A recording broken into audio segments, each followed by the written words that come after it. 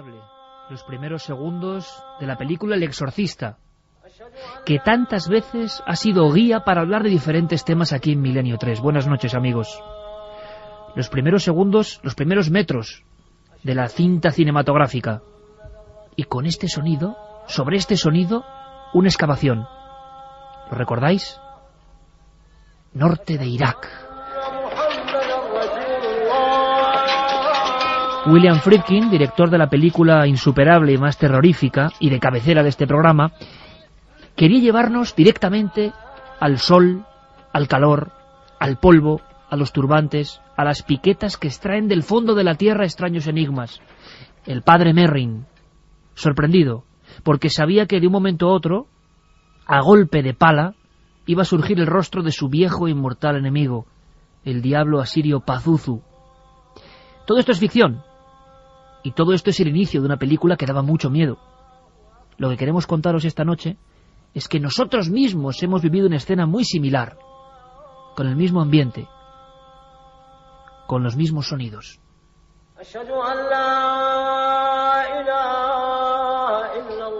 Hoy vamos a hablar de uno de los grandes misterios del hombre, de la historia, de la realidad. Y casi recordaba con el minidisc en la mano este mismo inicio del Exorcista. También cantaban los muecines desde Sanliurfa, la ciudad sagrada donde nació Abraham, el profeta. Pero sin embargo la carretera era una especie de serpiente semiasfaltada que llegaba hasta unos techos de Uralita. Un simple puesto, una escopeta, un guarda y sus 3 hijos, con los zapatos rotos, la cara marcada por ese sol que aparecía ya en esa película El Exorcista, y ese ambiente un poco irreal, os lo aseguro. Esperábamos otras cosas, otra vigilancia, porque estábamos buscando el lugar que decían que iba a cambiar la historia del hombre, la historia de la humanidad. Un templo, el templo más viejo, tan viejo casi como el tiempo. Un templo impresionante, en el monte Ombligo, a unos 15 kilómetros de Sanliurfa, en tierras del Kurdistán. Sé que el sonido no es bueno, pero lo vais a entender. Cuando estuve frente a Ferman Buruk, nuestro acompañante, y a Yisi Yildiz, el guía y protagonista de unos hechos increíbles, tuve la tentación de poner el viejo minidisc sobre la tabla, que era una mesa rudimentaria. Suenan las cucharillas del té caliente, la Uralita nos protege de los cerca de 40 grados a la sombra, y estamos el equipo, Juan G. Vallejo, Carmen, quien esto os habla ahora mismo, tan impresionados que no sabíamos qué decir. Ferman Buruk tomaba la palabra. Estábamos frente a un templo impresionante, lascas de piedra de muchas toneladas. ¿Por qué las hicieron? Grabados incomprensibles. El templo más viejo de la humanidad. Sonaba así para la cadena SER. Y en este preciso instante, Milenio 3, en las llanuras de Göbekli Tepe, ante una mesa de madera con nuestros tés, acompañados por nuestro gran amigo Ferman Buruk, y asistiendo a algo que es realmente asombroso. Y voy a colocar mi minidisc sobre la vieja mesa de madera de la excavación para que se recojan algunas voces. El aire impresionante que se ha levantado ahora. Estamos bajo el techo de Uralita. Ferman, ¿qué opinas, amigo, de todo lo que estamos viendo? ¿Tú no habías podido ver Göbekli Tepe hasta ahora? Hasta ahora, la primera vez que yo he estado aquí en Göbekli Tepe. Muchas gracias por ti. Tú me trajiste aquí para conocer también. Fue también para mí gran placer para venirse a verte también de cerca. ¿Qué opinas, Ferman? ¿Tu primera impresión? Mira, ¿qué opino? Así dicen todos los arqueólogos que va a cambiar la historia. Pero ahora estamos hablando de 11.000 años antes de Cristo. 11.000 años. Y ya ser humano también aquí vivió social, y también hasta templos los tenían, que hemos visto, ustedes también lo vimos aquí, los templos, lo que tuvieron. Por eso la historia, ser humano no era 8.000 años que vivió social, era 11.000 años. Y también, ¿qué material tenían? Todo el mundo se hablan, era la obsidiana. Estos bloques, los que hemos visto, ¿cómo los sacaron de las canteras? ¿Qué material tenían para hacer las figuras que hemos visto? Es desconcertante, o sea, es algo, a mí esto sí que es un shock, porque claro, yo estoy sin palabras, no me lo puedo creer. O sea, los grabados que hemos visto, las figuras en volumen, los pilares, las toneladas que tienen de peso, cómo lo trajeron, cómo lo alzaron, si estamos en tiempo de las cavernas, todavía en Europa había prehistoria y cavernas. ¿Cómo es posible? No muy lejos de los sagrados montes Tauros se alza el monte Ombligo. La creencia, para los habitantes de la zona de Turquía, Siria, Irak, del Kurdistán, es que allí nació la historia bíblica. Incluso en el monte Ombligo aparecieron los más antiguos códigos de las Sagradas Escrituras. Lo que ha demostrado la arqueología paso a paso es que hay algo sorprendente que se escondía bajo la arena y que puede ser solo la punta del iceberg. ¿Cómo nos sentíamos?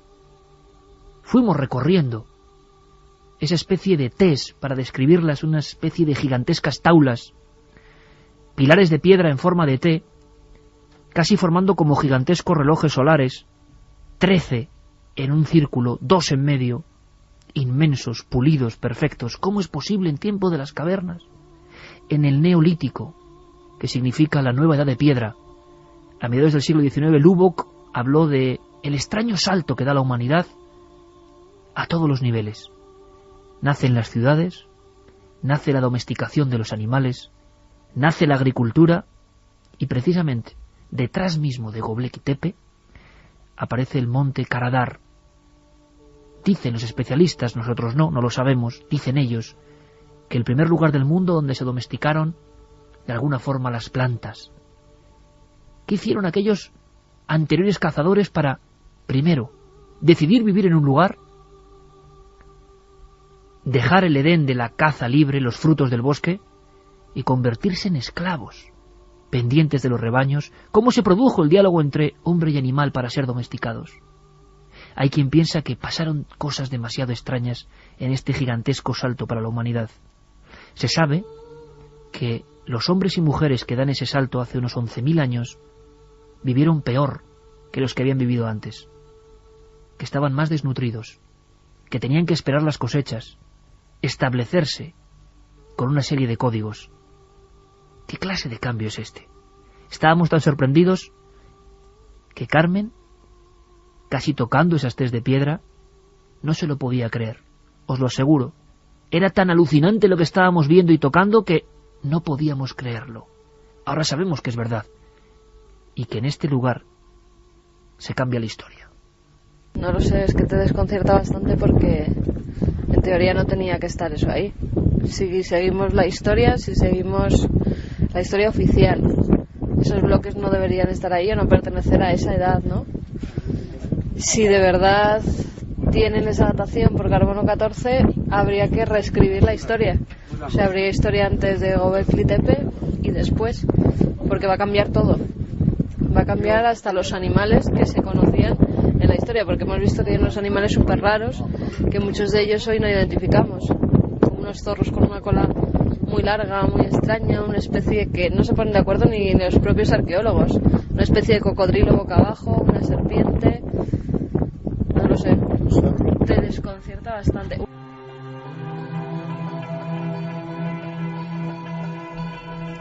Desconcierto, eso es lo que sentía este equipo de periodistas.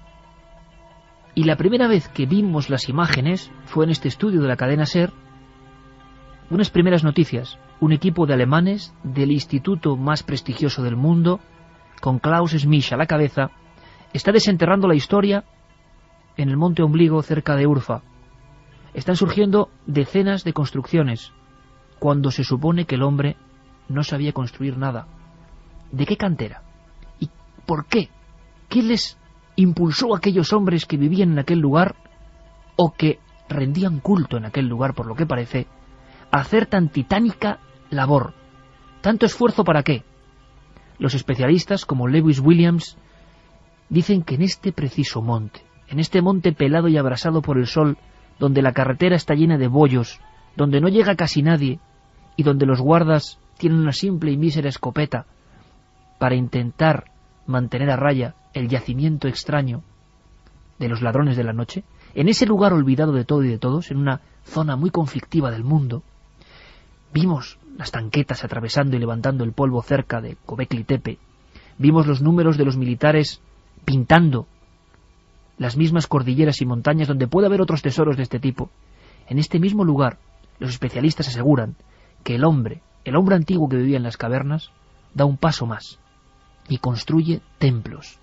Esto implica tantas cosas. Lo que eran dibujos de las paredes, lo que eran cosas para iniciados, se convierte en religión. Una religión que tiene formas que nos parecían extrañísimas, formas que surgen por accidente, porque si no es por el accidente que os vamos a contar, esto seguiría enterrado.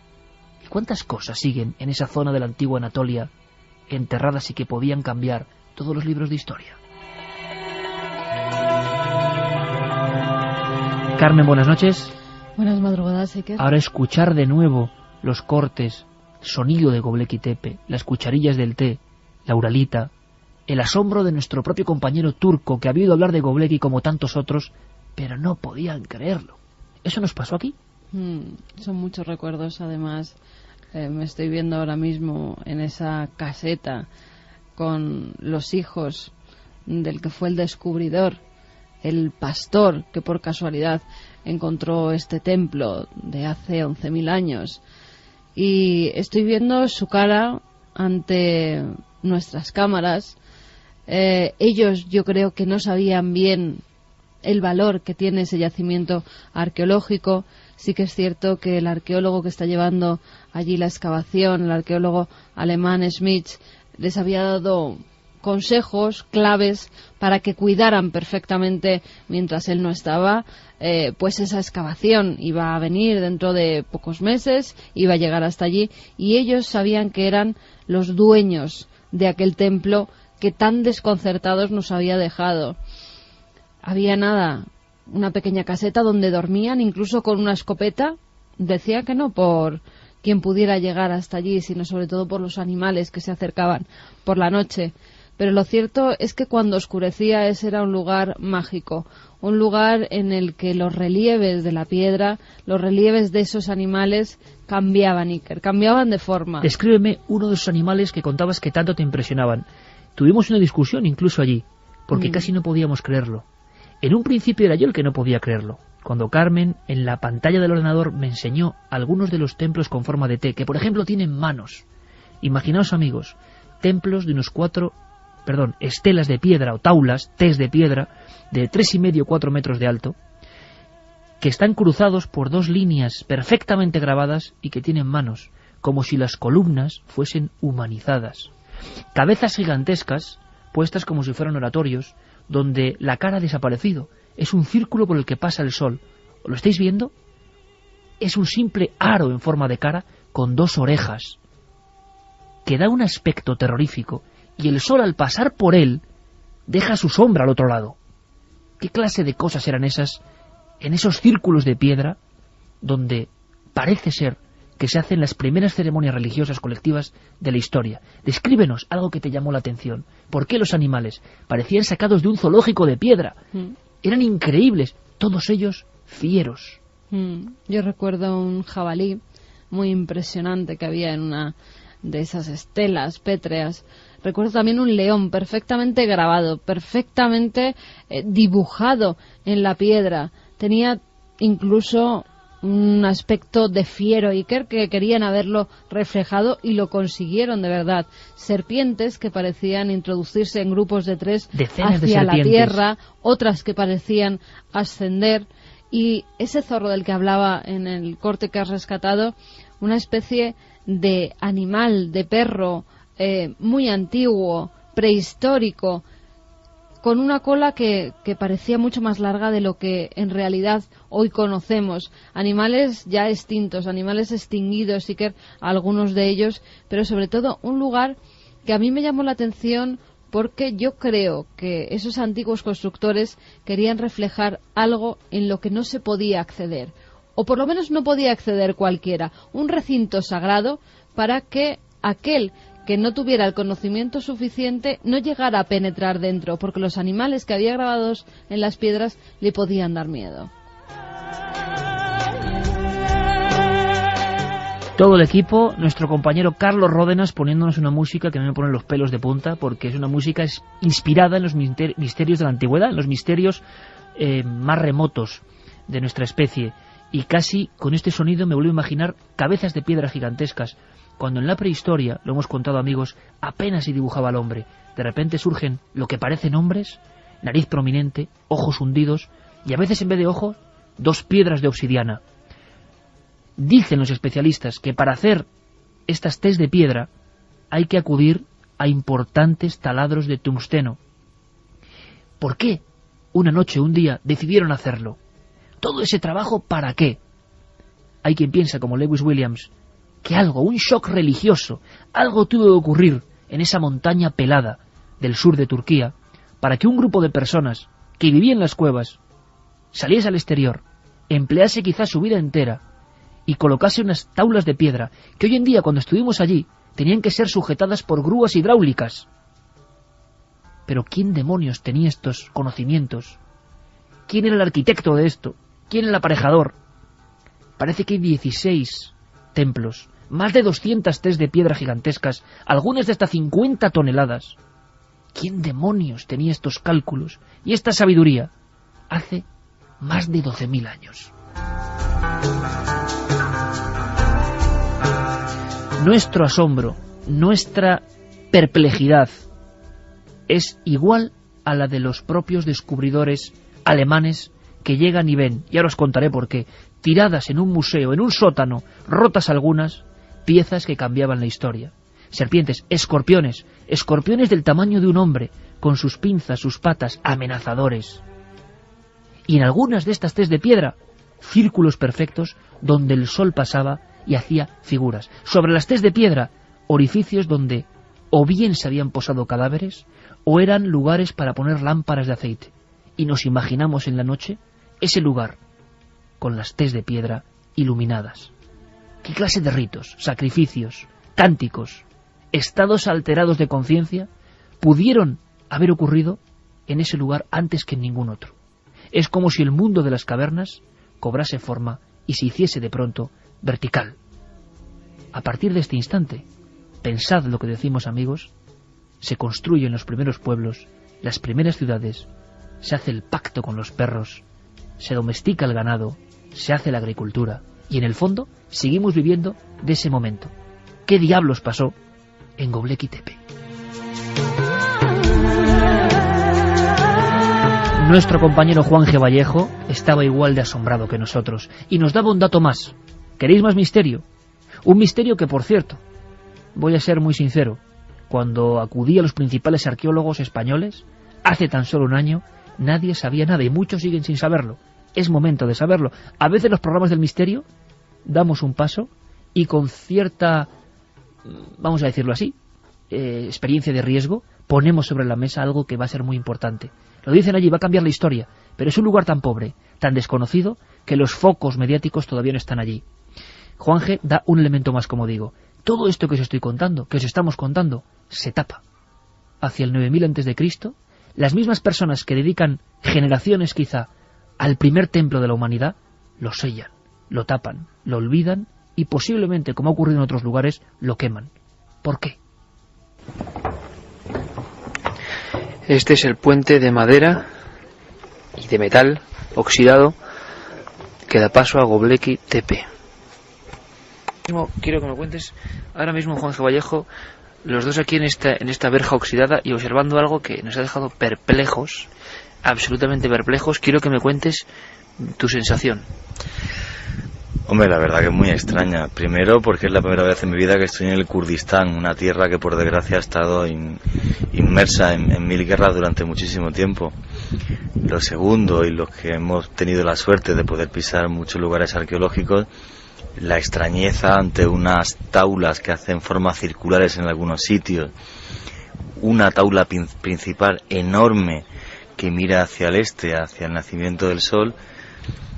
Y lo que más me impresiona es el por qué una civilización que rompe los moldes de la historia, que construye esto hace 12.000 años cuando el hombre se supone que estaba en taparrabos, luego sella todo esto y se ve perfectamente cómo ha sido tapado con piedras y luego sellado con guijarros y barro, guarda esto como un secreto, como un lugar quizás en algún tiempo sagrado y en otro tiempo maldito, para que la historia lo olvide, y de repente se abren esas páginas de un capítulo de nuestro pasado que a mí sinceramente me desconcierta como ningún lugar que he pisado. Las preguntas al cielo del desierto. Pasamos muchas jornadas en un sitio olvidado, pero que latía el gran misterio del hombre. Y si puede haber todavía templos más antiguos, porque este salto es muy grande. Hay en las montañas de la Anatolia, en tierras ya conjuntas de Irak y Siria, otros templos más antiguos, más remotos. Amigos, estamos hablando del mismo tiempo que el mito da a la Atlántida. Yo no digo que esto sea la Atlántida, pero digo que nadie imaginaba construcciones de piedra hace 11.000 años. Y de pronto tenemos a unos canteros prodigiosos que labran estela a estela, piedra a piedra, templo a templo, con todo tipo de figuras, algunas de ellas horrendas, tremendas. Tan es así que el mencionado Lewis Williams, que ha publicado hace muy poco con David Pearce, ambos en la Universidad de Sudáfrica, Dentro de la mente neolítica, aseguran que Göbekli, analizando todas las imágenes de serpientes, escorpiones, jabalís, zorros, leones, todos ellos o muchos de ellos o con pinzas o con dientes o agresivos, todo eso creen que es un lugar donde ocurrió algo muy importante que obligó a hacer eso. Es decir, no como piensa la historia, el neolítico es un cambio gradual y de repente a alguien se le ocurre que a ese animal salvaje que es el perro, imaginaos al perro antes de ser domesticado, hay que ser amigo de él. El famoso pacto del hombre y el perro ocurre y en esta zona y en esta época. No es fácil. Que hay que guardar los frutos en alacenas o almacenes y no devorarlos en el mismo instante. ¿Quién piensa eso? ¿En qué momento?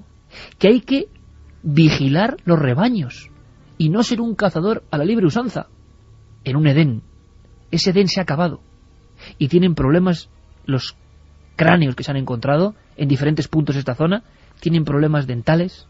Tienen los huesos más frágiles. Su vida ha ido a peor. ¿Por qué? Es como si alguien les hubiese dado el conocimiento de lo que va a ser la economía hasta hoy. Es un salto tan grande e increíble que Lewis Williams asegura que Göbekli Tepe es un lugar de ensoñación, y analizad el dato, la palabra de este prestigioso estudioso y arqueólogo. Un lugar, sin duda, de pavor sagrado.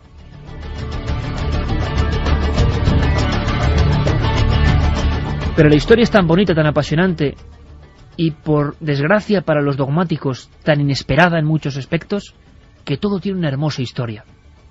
Una casualidad. Imaginaos a un hombre que hemos conocido, el padre de Yisi Yildiz. Él va con su arado. Son pobres, hombres del Kurdistán, no tienen apenas nada. Y va arando por el monte Ombligo, que son tierras suyas o que le pertenecen a sus ancestros. Y la hoja de su primitivísimo arado toca algo. Algo que es horrendo, que le parece casi un demonio.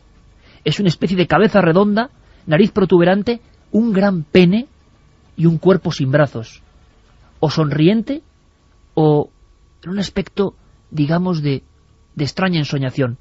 A su lado, en un túmulo, hay algo que parece un armadillo o un cocodrilo, con dientes, agazapado también. Es la historia contada por el propio hijo del descubridor, que luego se hizo cargo de desenterrar cientos de piezas. ¿Qué estaba ocurriendo en aquel monte?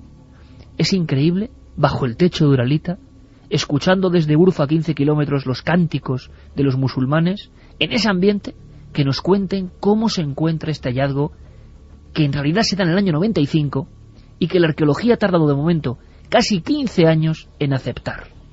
Era tan increíble que no se podían aceptar, y pasará tiempo. Así nos lo contaba. Vais a escuchar hablándole en kurdo. Tenía que traducir al turco nuestro amigo Ferman Buruk en esa increíble ONU que montamos en un momento bebiendo el té junto a Göbekli Tepe. Escuchad la historia porque es increíble.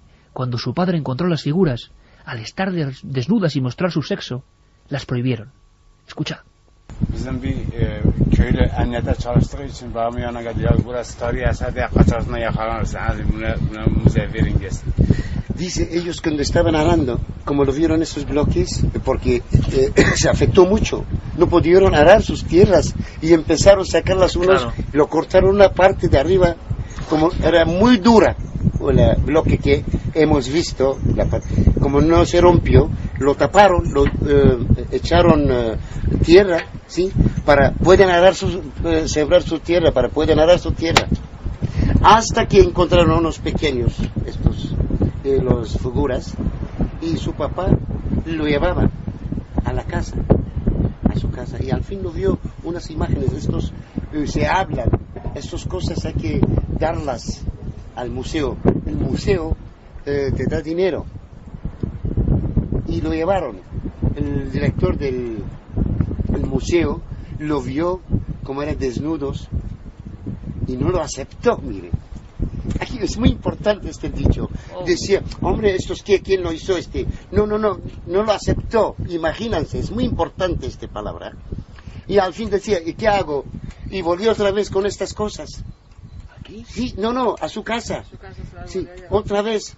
Y al fin, cuando empezaron a hacer represa, que está la quinta grande del mundo, y vinieron también los arqueólogos, que encontraron unos partes también, porque va a llenar todo de agua, lo sacaron los que había, uno, Klaus, es la alemán, lo vio, estas imágenes, estaban tirados en el museo, imagínense. Tirados en el museo. Sí. Y luego decía, hombre, todo el mundo se dicen es buenas, su papá, hay que dejarlas en el museo, déjalo allá, decía. Y cuando lo vio, es la alemán, y decía, ¿dónde? Sí, y al fin llegaron. Y hablaron con su papá. En este momento, cuando supo el director que son unas piezas valiosas, y vinieron y lo vieron el lugar, lo dieron en este momento 20, y ahora, cuando antes eran muchos ceros, 22.000 liras de ahora de esos días. Sería 11.000 euros. Sí. Más, sí, 11.000 euros, exactamente. Por las piezas de piedra más antiguas del mundo. Exactamente. Parece que este lugar fue el primero de peregrinación. No se han encontrado cuerpos, no se han encontrado restos, no se vivía allí. Es un templo todavía por excavar. En mi opinión supera cualquier mito, cualquier suposición fantástica sobre atlantes, extraterrestres en el pasado, visitantes del cosmos. Porque sea todo esto o no, ahí pasó algo, otro salto infinito, otro salto prodigioso hace unos 12.000 años. Y aquel templo atraía gente de kilómetros y kilómetros a la redonda. Aquella gente prehistórica, estamos en la nueva edad de piedra. Y acudía en este sitio por algo. A hacer ritos por algo. Santi Camacho, buenas noches. Buenas noches, Iker. Una historia y escucharla así, ¿no? Como tantas veces hemos hablado de descubrimientos arqueológicos, así a viva voz, ¿no? El hijo y su padre encontrando cosas que son incomprensibles, de un aspecto tosco pero tenebroso al mismo tiempo, y que con su pista y con esas figuras que aún siguen tiradas de alguna forma casi en un museo, empiezan a escarbar y cambia todo. Hasta este instante, Santi, se pensaba que las primeras urbes y templos tenían 3.000, 4.000 años menos, y de pronto ocurre esto. Es sorprendente y fantástico. Sí, es uno de esos fantásticos milagros que suceden de tarde en tarde. Estaba escuchando muy atento tu reflexión y a su vez me acordaba de otras reflexiones que había tenido yo viendo sitios muy posteriores, pero aún en el Neolítico, en Irlanda, en otros lugares, y que ves templos absolutamente ciclópeos, con una cantidad de trabajo que a día de hoy todavía resultaría increíble. Esas mismas Tes de Göbekli Tepe. Y a mí siempre la única, una de ellas, la más potente reflexión era siempre ni metal ni rueda. Ni metal ni rueda. Ahora puede parecer relativamente sencillo simplemente transportar con un carromato tirado por personas o por bueyes, con una simple rueda que no ha evolucionado, esa sí que no ha evolucionado nada en miles de años, da igual que sea la de un Fórmula 1 que la de una carreta, es un círculo con un eje en medio, no tiene más.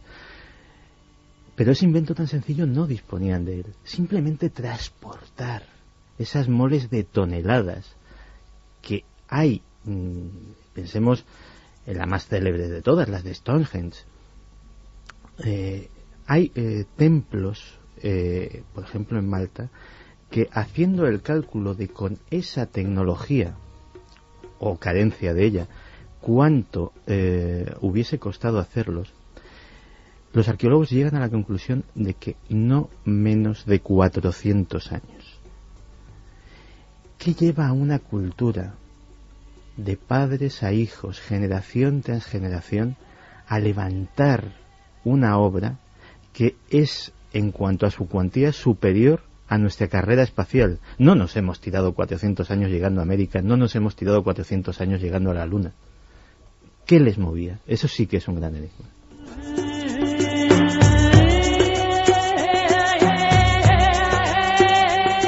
Cuando uno empieza a profundizar en estos hechos, y que espero que investiguéis, y hay posibilidades, nosotros hicimos un reportaje, el primer reportaje en la televisión española de Göbekli Tepe, nos dimos cuenta de que había algo increíble, que los conceptos, lo poco que podemos saber del arte, se rompía por completo, que todo estaba labrado y tallado, y como ha comentado Santi con su maestría habitual, ni metal ni rueda, y es que eso ya te pone en obsidiana. ¿Con qué martillos? ¿Con qué elementos? Si estamos hablando de las piedras pulimentadas, estamos hablando de esas piedras, de esos bifaces, de esas cosas que se asemejan casi a lo más remoto del hombre. No vemos al arquitecto. ¿Qué clase de planificación? ¿Por qué en perfecta simetría? Con murallas. Ahora hablaremos de murallas, porque se suponía que la historia del Neolítico, que como en todo lo asombroso e importante de nuestra historia, ningún experto se pone de acuerdo, era una, y ahora es otra. Carmen tiene en las manos ahora mismo, en una fotografía digital, una de esas figuras no identificadas, o cocodrilos, o dragones, o armadillos, unidos. Es que yo lo estoy viendo ahora y me lo sigo sin creer, o sea, es increíble. La propia estructura lisa de una T de piedra se conforma en una perfecta, detallada y armoniosa escultura pegada. ¿Con qué instrumental hicieron esto? Y sobre todo, ¿qué les empujó a dedicar su vida a este lugar que parece infernal? Y todo lo que se ha perdido, Carmen, porque sabemos que hay muchas figuras, nos decían, sobre las viejas fotografías, Gisli Yildiz decía que su padre y él las habían visto y ya no están. Algunos estaban en lo alto de las Tes, esas cabezas sin nada, esas caras de nadie, con grandes orejas, y que proyectaban sombras. Han ido desapareciendo porque es imposible custodiar o saber dónde irán muchas de estas piezas, que ahora mismo serán de las más valiosas del mundo, sin duda alguna. Lo que se ha perdido, pero también lo que queda por descubrir. En la excavación hay tan solo un 5% de lo que hay debajo de la tierra. Han sacado a la luz tan solo un 5%, y fíjate qué datos están dando ya. No se puede saber a ciencia cierta si se van a encontrar cráneos. Ha pasado en otras excavaciones que luego veremos. No se sabe si realmente era un lugar de culto a los muertos, como se ha apuntado la posibilidad. Si era un sitio donde se realizaban rituales, porque ha habido otros lugares de edad parecida en los que se han encontrado a posteriori, después de muchos años de excavación, algunas piedras en las que se ha verificado que había habido sacrificios humanos, o por lo menos que por esas piedras había corrido sangre humana. De este lugar yo creo, Iker, que queda todo por descubrir. Cuando estás allí y ves cómo emergen de la tierra esas grandes Tes completamente talladas de arriba a abajo, muchas de ellas como con unos brazos que las abrazan, muy parecidos al hombre del que hablabas anteriormente, a la figura más antigua de la historia, a ese hombre que está en el museo de Urfa, al lado de un extintor en el que nadie le hace ni puñetero caso, y diciéndolo a grosso modo, Iker, porque es que es así, es que es un museo donde no está ni siquiera iluminado, una figura que tenía que tener una importancia tremenda. Lo que queda por descubrir en Göbekli Tepe es tremendo.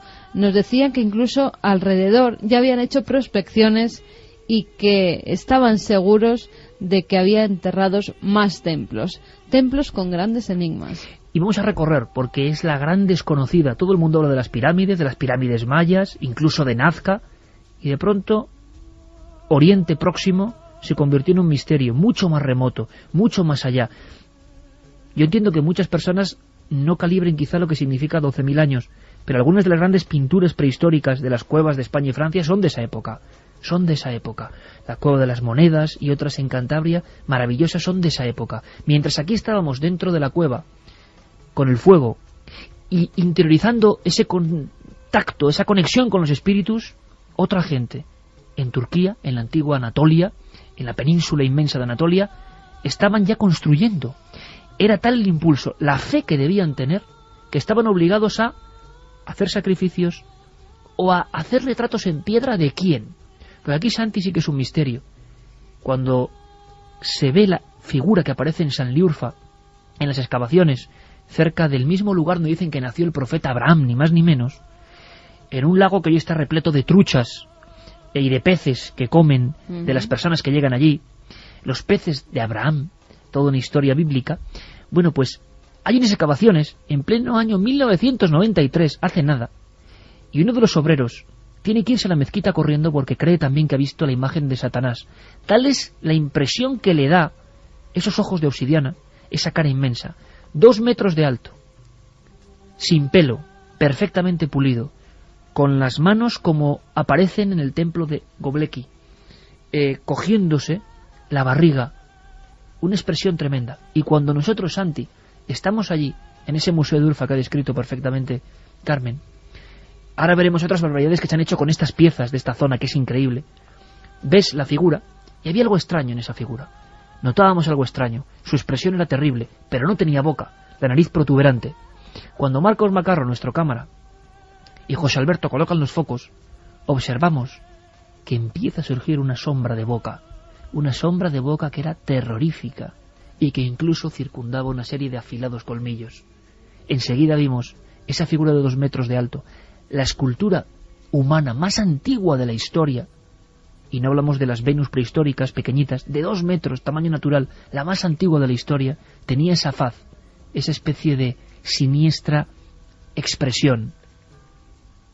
Todos los que han hablado, Santi, de visitantes de la antigüedad, acudiendo a pruebas un poco a veces extrañas, cuando vemos esas figuras que todos tienen como 2 Vs, o como dicen en el equipo de Cuarto Milenio, una especie de jersey de cuello de pico, que se le ve un uniforme, cuando el hombre iba con pieles, ¿qué clase de retrato podía ser aquel? ¿No es esto un hallazgo que incluso podría dar mucho más que hablar a aquellos que piensan que son muchas culturas, Santi, que en un momento de la historia, cuando no sabíamos nada, cuando estábamos en la caverna, los dioses bajaron para enseñarnos cosas que serían fundamentales para nuestra vida en el planeta, como así ha sido? Si uno ve el retrato de ese gigante de Balikligol o de algunas figuras de Göbekli Tepe, se da cuenta de que ahí están esos dioses de los que tanto han hablado. Ahí tenemos la prueba, quizá. Pues quién sabe. El gran problema con la arqueología y con la historia es que solo somos capaces de calibrar las cosas con nuestro conocimiento actual. A mí siempre me ha gustado poner una pequeña fábula, que es que imaginemos, Dios no lo quiera, que nuestra civilización desaparece por una catástrofe nuclear y todo revierte a una posición de primitivismo, y en X miles de años vuelve a salir una civilización que llega, pongamos por ejemplo, al nivel tecnológico del siglo XVIII o del XIX. Y un buen día uno de esos arqueólogos del futuro se encuentra un CD con la enciclopedia británica metido dentro. ¿Qué va a decir? ¿Que son unos pendientes? ¿Un adorno ritual? ¿Decoración de un templo? ¿Un posavasos? Hay muchas cosas que no somos capaces... Y algunos dirán que es un posavasos seguro, que son unos pendientes seguro, y se enfrentarán a todo aquel que no cree que son unos pendientes. Y tendrán en la mano la suma de nuestro conocimiento, de lo que somos, de nuestra civilización, y no sabrán verla. Y en esa tesitura estamos muchas veces con culturas de las que hemos perdido absolutamente el contacto. Hacía la reflexión esa de los 400 años. ¿Qué era el tiempo para esos hombres? ¿Qué era la religión? ¿Qué era? ¿Qué querían representar? No lo sabemos. Muchas veces uno está tentado de que esas representaciones sean efectivamente figurativas, y si lo son, desde luego, nos quedan muchísimas cosas por descubrir. Se piensa, se cree que en un lugar como este Antes el chamán conectaba con los espíritus, era una cosa individual, bajaba a lo profundo de la cueva, y ahora la comunidad acudía a eso que era público. Ahí está la gran diferencia. Antes estaba oculto y ahora esos dioses eran públicos. Pero había más. Allí, en Turquía, creen que el monte Ombligo, y encima les dice el análisis de las diversas universidades que es lo más antiguo que se ha descubierto, que allí nacieron, ni más ni menos, en su forma de ver, Adán y Eva. En una idea, una especie de idea. Así lo contaba allí, junto a la excavación, Ferman Burke. Es el lugar que hablamos también de Abraham. Los profetas aquí nacieron. Y muchos como dicen sobre Adán y Eva. Y también aquí cuando tiraron del paraíso, aquí lo bajaron. Es el jardín también, lo dicen de Adán y Eva también. La historia así lo dicen. Hay muchos escritores también escribieron sobre Göbekli Tepe, donde bajaron Adán y Eva.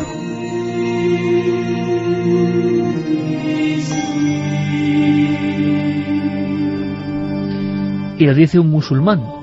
El Antiguo Testamento lo ubicaban en la zona de los Montes Tauros, y el diario El País, en el año 2006, publicaba ese artículo que dio la vuelta al mundo y dio a conocer Göbekli Tepe, verano del 2006 exactamente, encontrado el paraíso terrenal.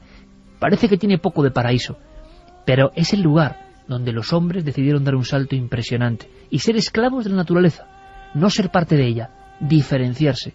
Atención, yo creo que a este término. No éramos parte de los animales, parte de los bisontes, parte de las alimañas, parte de las cuevas. Éramos otra cosa. Dominábamos esa cosa y teníamos los rudimentos especiales para hacerlo. Vamos a recorrer algunos templos de los que no se ha hablado jamás en la radio, donde están pasando cosas increíbles y se está reescribiendo la historia. Y todo tiene un aspecto de verdad fantasmagórico. Para los especialistas más arriesgados de la arqueología, eran lugares donde los sueños, donde la impresión, si la tenemos ahora estando ahí, ¿cómo sería la impresión, como ha descrito bien Santiago Camacho, del habitante de esa época? Porque para él esa piedra sería una piedra o sería algo que tiene un espíritu animado. Lo que hoy para nosotros hace esbozar una sonrisa y son materias, para ellos serían cosas vivas. Ese zorro de larguísima cola que atraviesa las piedras, o ese cocodrilo de mirada misteriosa, o esos seres que parecen sanguinarios en su expresión, iluminados por el fuego, ¿qué demonios serían para ellos? ¿Somos tan listos para pensar lo que es animado y inanimado? Bueno, pues Göbekli Tepe solo es la punta del iceberg. Hay mucho más, pero abandonamos este lugar buscando otros impresionantes y que merecen nuestra atención en este viaje increíble, con esta música increíble. Yo hacía una reflexión sin saber lo que sé hoy. Lo pensaba, me hubiese gustado haber leído todo lo que he leído, pero era demasiado pronto. Es que Göbekli se está ahora analizando y siendo parte de la ciencia, ahora, y eso que muchos han hecho todo lo posible porque esto no salga, siga abandonado. Yo hacía esta reflexión, que era un poco la reflexión de todo el equipo, de asombro ante algo que estábamos contemplando con nuestros propios ojos y que ahora estáis contemplando con los oídos, con los que también sin duda casi se puede ver. Desconcertados porque lo único que hay parecido, lo único que hay similar en la forma de té de esos tamaños, lo hemos visto en las Baleares, en las Islas Baleares, en el Mediterráneo, en Menorca, le llaman taulas, talayots, y nadie sabe tampoco qué son, siguen siendo un misterio de la arqueología. Son de ese tamaño, incluso alguna mayor, y se supone que dejaban los cadáveres encima para el descarnamiento, como hacían en Cataluyuk, o sea, es decir, dejar un cadáver para que los aves, como casi dioses del cielo, llevaran al muerto hacia el cielo, comiéndolo. Luego hay toda una creencia en esta zona, macho, de dioses alados, y es algo increíble. Yo he estado en algunas partes del mundo, Carmen también, Juanje también, y creo que estamos ante uno de los hallazgos más sorprendentes de la historia de la arqueología. Nos sorprende todavía que desde el año 95 esto se haya descubierto y no tenga el eco. Bien, el alemán ha hecho su libro, tal, pero no tiene el eco internacional porque si no aquí habría una carretera, habría una entrada, como en Goreme o en cualquiera de estos sitios, habría gente haciendo cola. Sorprende que todavía, yo no sé si porque todavía quiere tenerse un poco en secreto, saber que hay más, porque da la impresión de que puede haber mucho más. Pero desde luego esto sería un foco de turismo y de conocimiento a nivel mundial, a nivel mundial, comparable, si sigue siendo cosas, a las pirámides, Stonehenge, Nazca, pirámides mayas, comparable a eso. Bueno, es que es más importante que eso. Si tiene esa datación es más importante. Milenio 3. Iker Jiménez. En la SER.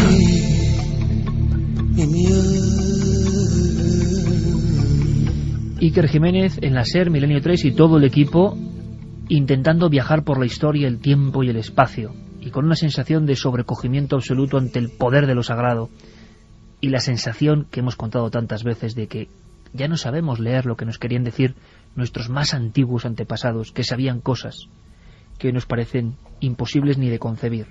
Pero todo empezó en esa zona, en esa franja del mundo, en otro lugar. Hasta entonces el Neolítico era un estado intermedio extraño en el que empezamos a ser lo que somos y dejamos de ser casi animales. El salto es tan importante como para pensar que ocurrieron muchas cosas, y hoy ningún especialista del mundo puede saber cómo, cuándo y por qué. Gobelki ni se imaginaba. Ahora muchos libros no tienen sentido. En un libro, el Sagrado, ni más ni menos Josué capítulo 6, Antiguo Testamento, se puede leer lo siguiente: y sucedió el 7º día, que se levantaron temprano con el amanecer, y dieron vueltas de la misma manera a la ciudad 7 veces. Josué le dijo al pueblo: gritad, pues el Señor os ha dado la ciudad.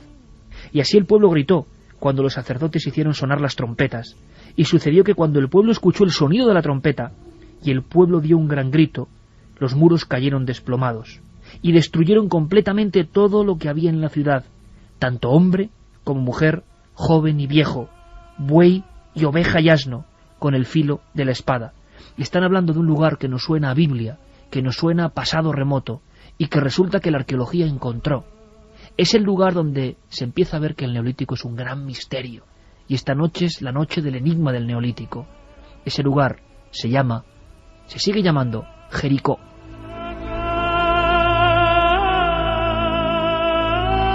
Es la ciudad más baja de la tierra, 250 metros bajo el nivel del mar, muy cerca de una de las orillas del Mar Muerto, a unos 30 kilómetros de Jerusalén. Es un lugar antiquísimo, que tenía casas de piedra, las primeras murallas se creía de la historia, pavimento dibujado en ocre, en rojo, enterramientos dentro de las viviendas, niños empotrados emparedados en ladrillos, habitaciones donde pasaban cosas. Es Jericó. La Biblia contó que maldito sea de Yahvé el hombre que se levante y reconstruya la ciudad, la primera ciudad maldita de la historia, una ciudad que, según demostró una arqueóloga, había sido quemada y arrasada 15 veces. ¿Qué pasaba en esa primera ciudad de la historia para ser arrasada, maldecida y destruida 15 veces? Aquí la historia de la arqueología, Carmen, se mezcla con la historia de otra mujer, otra de esas mujeres valientes, como ocurría en Pascua con Catherine Rowlidge, con tantas otras pioneras. Me las imagino solas en la excavación. El último día de la excavación le debe pasar algo a esta mujer, encuentra algo increíble y dedica su vida a ella, claro. Sí, es Kathleen Kenyon, es una mujer inglesa, además desde pequeña vive, mama lo que es la arqueología. Su padre, Sir Frederick Kenyon, era el director del Museo Británico, y ella desde muy pequeña pues está en contacto con piezas impresionantes, con libros y culturas de todo el mundo. Se gradúa en el Colegio de Somerville y se convierte en la primera mujer presidenta de la Academia Arqueológica de Oxford. Con tan solo 23 años participa en algunas excavaciones, como la de la Gran Zimbabue, que estaba llevando a cabo otra arqueóloga, Catton, y como alumna avanzada la envían a trabajar con el arqueólogo Sir Mortimer Wheeler. Es muy importante este nombre, Wheeler, porque en posteriores excavaciones todo lo que ella ha aprendido de sus métodos sobre todo en Jericó, lo va a utilizar. Es decir, en Jericó había habido algunas excavaciones anteriores que, bueno, habían encontrado muros, no pudieron decir si verdaderamente eran los de la Biblia, efectivamente, pero ella hace una excavación diferente, el método Weber, así se llama, y es un método en el que la excavación se divide como en cuadrículas. Bueno, el que se emplea hoy. Hoy en día hay otros métodos más avanzados porque hay cosas que, bueno, dejan un poco de lado y entonces no es fiable del todo 100%, pero en aquella época, estamos hablando de los años 50, 60 más o menos, lo que se hacía era en esa excavación varias cuadrículas y entonces poco a poco se iba excavando y cada uno de los niveles que se iban encontrando pues era fotografiado y también se tomaban todo tipo de muestras para que así nada pasara por alto. Esta arqueóloga llega a Jericó y empieza a encontrar cosas realmente impresionantes. Pero le vamos a contar esas cosas a la vuelta. Son increíbles, cambian su vida, y además ella dejó por escrito que fue tal el sobrecogimiento que sintió el último día de la excavación porque encontró algo. Algo que era un emisario. Algo que era un mensajero del otro mundo que se revelaba por vez primera. Algo que es increíble y sobrecogedor. Algo espiritual, yo creo, con forma. Pero lo contamos luego, a la vuelta. Habrá muchos más temas esta noche, pero nos vais a comprender. Tenemos documentos para hablaros de esa historia que nunca se ha contado, el gran enigma del Neolítico. Los diferentes templos que estamos recorriendo fueron quemados, enterrados, olvidados. Las personas que dedicaron tanto esfuerzo a tan ímproba tarea y labor de reflejar sus dioses en piedra, de hacer sus ritos, lo abandonaron, como si repentinamente los esclaves estuviesen poco menos que infestados por el mal. Es otro de los misterios de esta franja de tiempo de la nueva edad de piedra, el Neolítico. Nadie sabe, ningún especialista, por qué estos entornos que llegaron a ser muy populosos, como Çatalhöyük, con casi 10.000 personas, un poblado de la antigüedad, 10.000 años antes de Cristo, 8.000 años antes de Cristo, con 10.000 personas, y que de pronto se abandona. ¿Por qué ocurría esto? Estamos hablando del gran enigma del Neolítico, esa franja de tiempo donde la humanidad cruza un Rubicón, es decir, no hay vuelta atrás. Han adquirido una serie de conocimientos que serán ya algo que antes no se tenían. Ganadería, domesticación, agricultura y la conexión con los más viejos escritos. Hablábamos de la Biblia, de las trompetas y las murallas de Jericó derrumbándose, pero es un tiempo mucho más moderno. Sin embargo, en las excavaciones, gente muy valiente descubre que hay una Jericó antigua. Kathleen Kenyon es una de esas arqueólogas valientes. Prácticamente se iba a marchar de la excavación, así abandonábamos nuestra primera hora. Y de pronto, en una de esas cuadrículas, y como ocurre en las bellas historias y también dramáticas a veces, o fantasmagóricas, aparece eso, casi un fantasma de barro que le obliga a quedarse y que obliga a reescribir todo lo conocido. Final de los años 50, se encuentra lo que Kathleen comentará como culto a los cráneos, ni más ni menos. Eso sí que lo has dicho muy bien, cuando estaban ya prácticamente a punto de irse, porque habían recogido todos los enseres, las tiendas de campaña, la cocina donde cocinaban para todo el equipo de arqueólogos, estaba ya todo recogido cuando uno de esos obreros, haciendo una zanja, encuentra un cráneo, o la parte superior de un cráneo, porque el resto se dan cuenta que está rehecho con una especie de arcilla, una arcilla a la que habían incluido unas conchas a modo de ojos. Se da cuenta de que no es un cráneo normal, sino que es un cráneo que ha sido manipulado por el hombre, que ha sido recubierto de esa arcilla, que tiene incluso todo el interior relleno de arcilla, que esa mandíbula parece que está hecha como una especie de yeso. Pero no es el único cráneo que encuentra debajo del piso de una casa, debajo del suelo. Extrae ese primer cráneo y se da cuenta que hay 7 más detrás. 7 que están colocados perfectamente en posición, mirando uno hacia el otro. Enseguida se da cuenta de que es un ritual, de que pueden haberse extraído los cráneos, que es lo que principalmente ella apunta como hipótesis cuando el cuerpo ya está descompuesto. Eso es lo que creía hasta que encuentra un cráneo de un niño. Un cráneo muy pequeño que la deja a ella muy impactada, incluso aterrorizada, cuando empieza a ver sus ojos vacíos, esas conchas que habían puesto para figurar una visión en el más allá, y se da cuenta de otra cosa, Iker. En esos cráneos de niño no pasaba como en los de los adultos que había encontrado anteriormente.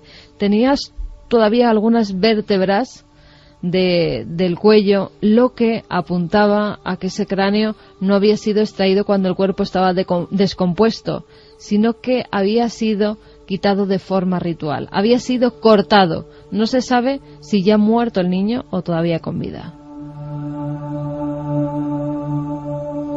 El culto a las calaveras o el culto a los cráneos provocó un inmenso debate en toda Europa. Kathleen Kenyon, incluso en alguno de los escritos, describía la sensación de miedo fantasmagórico que se había apoderado de la excavación cuando iban apareciendo más y más depósitos, auténticos pendrives en el tiempo, auténticas pastillas con información del tiempo, que aquella gente que abandonó Jericó quiso dejar para el futuro, como cápsulas del futuro, y de repente esos cráneos, que son auténticas esculturas modeladas a mano.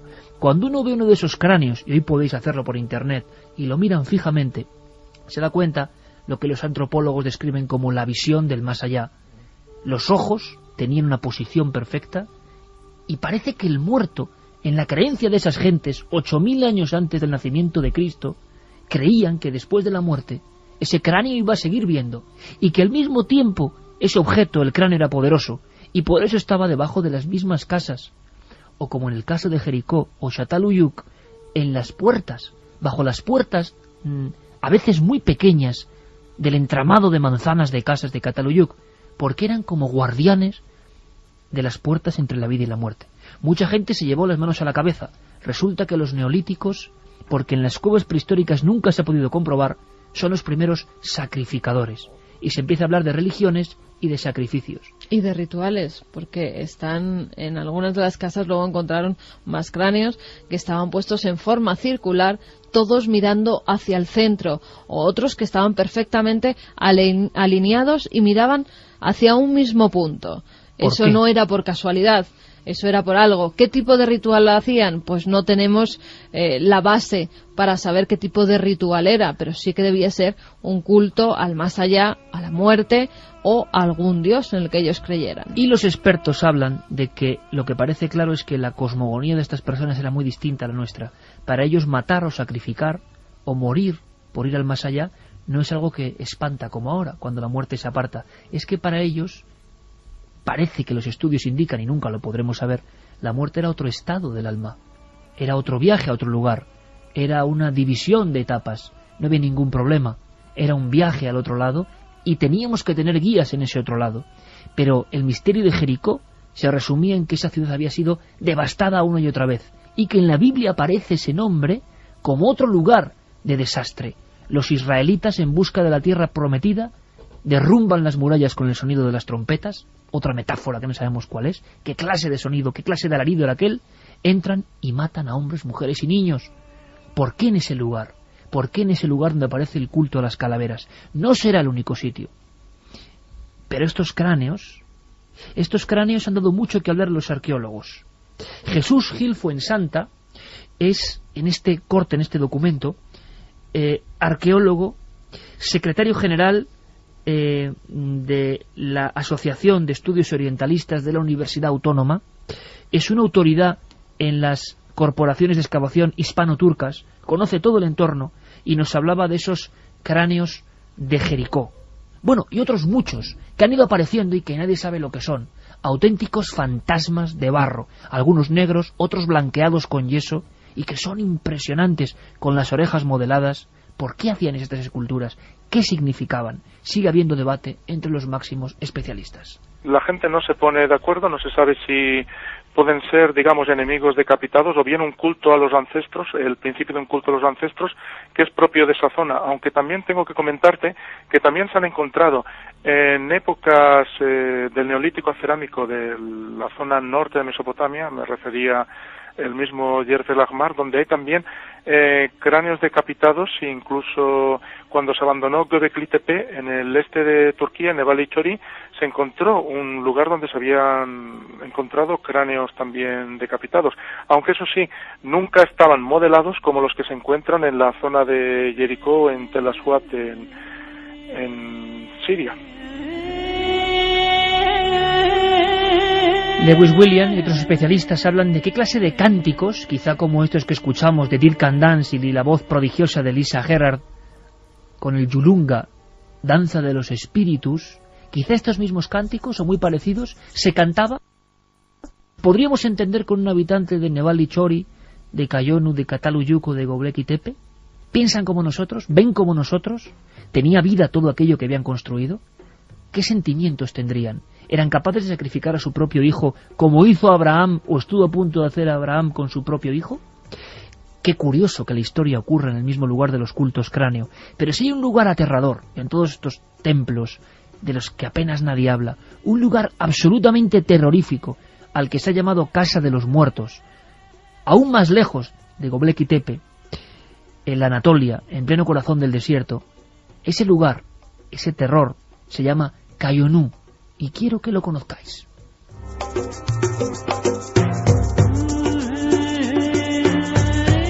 Tiene merecida fama y merecido nombre, Casa de los Muertos. Esto está ocurriendo en los últimos años. De los años 90 a esta parte, es que hablamos de última hora de la arqueología, están surgiendo cosas mucho más antiguas de lo que se pensaba y encima tan siniestras como Cayonu. Además, antes citabas esas montañas Taurus, Toro, ¿no? Que serían, pues cerca de esas montañas, al pie de esas montañas, está este otro asentamiento neolítico.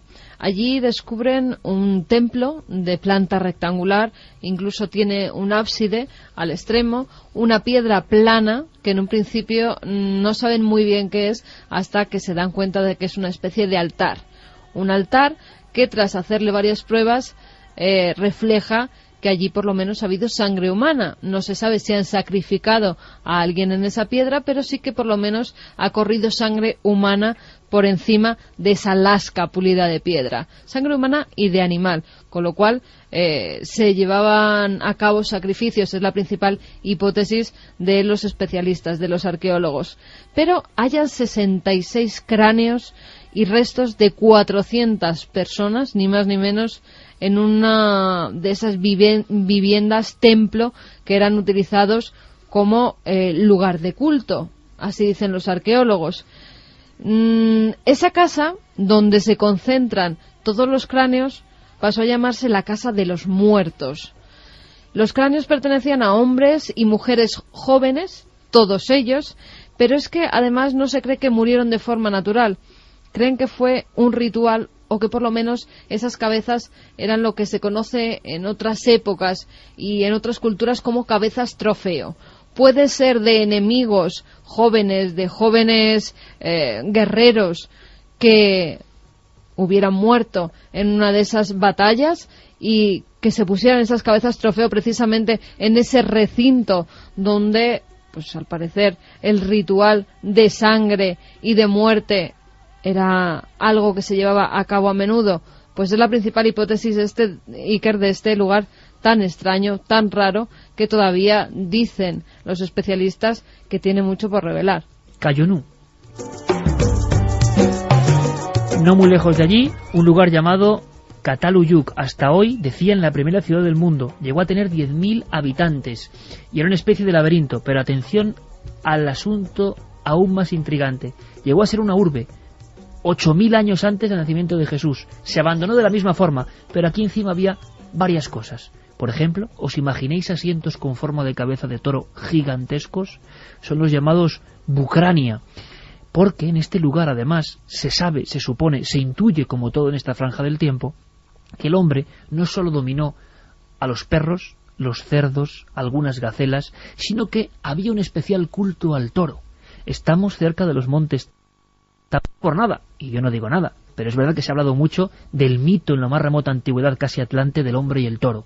Pues los Bucrania, que llegan a tener hasta 3 metros de anchura, son cabezas gigantes de yeso y arcilla, dibujando la cara, la faz, el testuz de un toro sin ojos, de un toro fantasmagórico.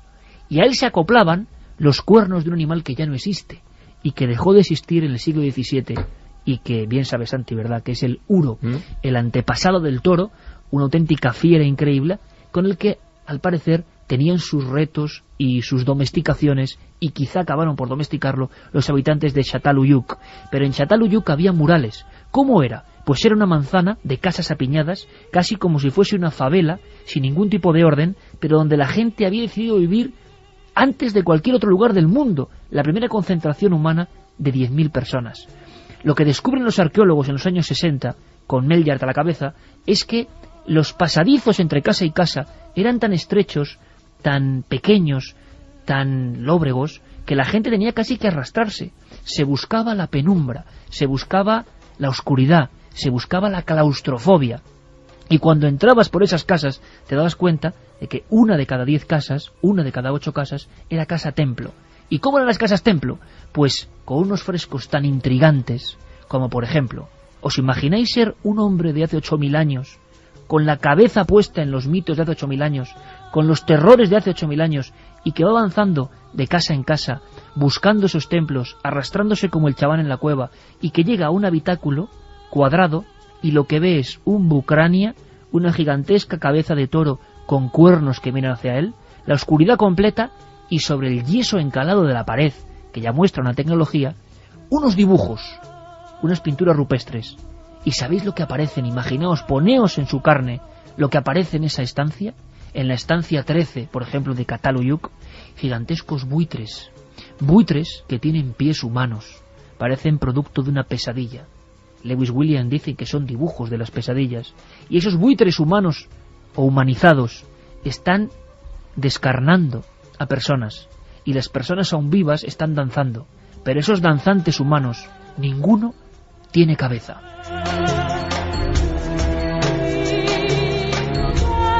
Y se dijo que Çatalhöyük fue el primer lugar de la historia donde se produjo el ritual de la descarnación, el ave como transmisora del alma, como viaje al más allá, el ave humanizada y el hombre convertido en pájaro, porque también en esta zona encontraremos hasta esculturas de pájaros con cabeza de hombre y de hombres con alas, garras y pico de pájaro.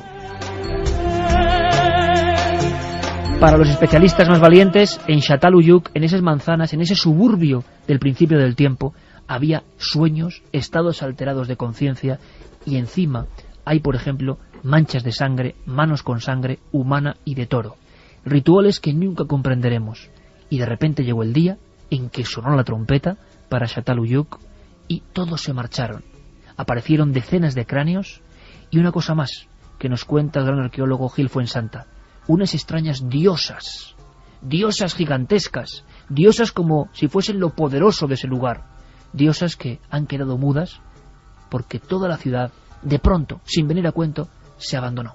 Era un yacimiento muy extenso, que estaba todo construido a modo de manzana, todas las casas apelotonadas unas junto a otros. Parece que se congregaron ahí una gran cantidad de población. Algunos excavadores dicen 10.000 personas, otros prefieren solamente hablar en 5. Y a pesar de esa gran concentración de gente, estamos hablando de un poblado, es decir, no un lugar que tiene, digamos, la vocación de ser una ciudad, de que hay, curiosamente, mucha representación de animales. En Chatal encontramos dos cosas. Esta representación de animales, recordamos las cabezas de toros, de cabras, de osos, pero también aparece una cosa muy importante, es que es uno de los primeros yacimientos donde predominan mucho las figurillas de diosas madres, unas figurillas femeninas que han sido interpretados en el plan de diosas. Y antes de contaros la historia del último de estos yacimientos, que hoy está bajo el agua, y que yo creo que es quizá el más espantoso y asombroso y fascinante, junto con Göbekli Tepe, Çatalhöyük dejó ese regalo que hoy se ve en los museos de Turquía, el de Ankara en concreto, unas gigantescas diosas que, por cierto, de sus rodillas salen leopardos, por ejemplo, una unión entre el animal y la diosa como algo muy poderoso. De pronto se ha cambiado y esas culturas antiguas han pasado a adorar de una forma muy especial, como hacían en la prehistoria, a la diosa. Las 10.000 personas que viven en Çatalhöyük lo abandonan, dejan su plano, su plano perfectamente esquematizado. Pero esa idea de las diosas, cuentan algunos especialistas, Santi, que llega a Europa, se ha puesto muy de moda con el Código da Vinci y demás, reivindicar el poder de la diosa, que algunos dicen que el cristianismo u otras culturas, bueno, el cristianismo, los musulmanes y todas las culturas, prácticamente han quitado de en medio el poder de lo femenino de la diosa. 8000 años antes de Cristo, dejan eso en Cataluyuk, entre otros muchos ritos incomprensibles. Y eso llega a Europa con otras figuras que nos parecen realmente de extraterrestres y que algunos dicen que significan el poder de la diosa. Pues sí, yo creo que toda esta teoría se la debemos a la figura de la arqueóloga y antropóloga María Gimbutas, una lituana que dedicó toda su vida a estudiar tanto la arqueología neolítica como su reflejo en mitología, en lenguaje, y desarrolló una teoría que revolucionó por completo la concepción que teníamos de este periodo y que, por ejemplo, grandes expertos la han dado como buena, como positiva, e incluso ha tenido, hay una novela que me parece encantadora de Robert Graves que se llama La diosa blanca, en la cual si alguien no quiere acceder a lo mejor a la obra de María Gimbutas porque sea muy técnica, todo ese mundo de diosas, de poder de lo femenino, Robert Graves, que es el autor de Yo Claudio y de otras grandes novelas históricas, pues lo refleja muy bien. La teoría de María Gimbutas es que el salto al neolítico, el salto de ser cazadores-recolectores a empezar precisamente eso, a atarse a la naturaleza, a cultivar, hacer ganadería, etcétera, etcétera, lo dan las mujeres por dos factores. Surge una nueva religión, la nueva religión es la religión de la tierra considerada como diosa madre, y esa religión está en manos de las mujeres. Se generan potentes matriarcados que se basan tanto en lo espiritual, ellas son las sacerdotisas, como en lo económico. Ellas son las primeras que, mientras sus parejas están cazando, están arriesgando la vida, están guerreando, pues se dedican a experimentar con las semillas, a experimentar con los cultivos. De ahí igual nace ese salto terrible efectivamente, a cultivar. Y en una época, pongamos, una época de sequía, una época mala en la cual la caza, por el factor que sea, una epidemia, una migración, empieza a escasear, de repente ese hobby, por decirlo de alguna manera, de las mujeres, de cultivar sus hierbitas, de tener unas gallinas o cosas semejantes, empieza a cobrar una importancia brutal. Y con el paso de los siglos, esa importancia se ve trasladada a todo lo que es la sociedad, y surgen las diosas madres potentes, diosas serpiente, diosas abeja, diosas pájaro, diosas montañas, que siempre son encarnaciones femeninas, y así se traslada a casi todo el mundo habitado por los hombres de la época, hasta que ya bien entrada lo que sería ya la edad histórica, de repente en ambas riberas del Mediterráneo empiezan a surgir los cultos solares, los cultos a dioses masculinos. ¿Por qué? Porque hay ya una seguridad económica, ya esa precariedad está solventada, ya hay grandes ciudades, ya hay cultivos más o menos establecidos, ya hay grandes rebaños que se pastorean, y de repente el hombre vuelve a intentar y a conseguir, en este caso, recuperar su papel preeminente en la sociedad, y crea sus propios dioses. Eso, justo en la época en que se romaniza y sobre todo después se cristianiza toda Europa, genera un conflicto tremendo. Culturas desde la vasca, la celta, etcétera, etcétera, muy ancladas en esa época pretérita, son femeninas, son matriarcados. Los romanos imponen por la fuerza de las armas su patriarcado de dioses solares como Zeus, Júpiter, etcétera, etcétera. Y luego, cuando llega el cristianismo, llega el dios solar por excelencia, que es el dios padre de los hebreos, que básicamente ya arrasa por completo con esas creencias.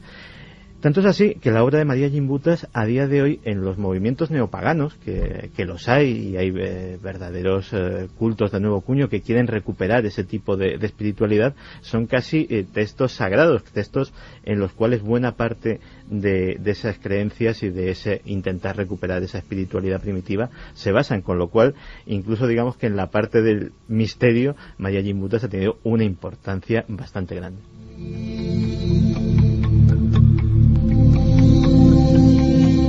no solo se abandonaron las ciudades, sino que el culto a las diosas y a las mujeres parece que también se abandonó de alguna forma. Yo decía, reflexionando ante las figuras de Göbekli Tepe, que si a alguien quizá no le interesaba, porque es increíble que después de 15 años de excavaciones, muchos arqueólogos en España, yo he hecho la prueba de a los más prestigiosos, muchos no sabían lo que estaba ocurriendo en ese trozo de la Anatolia.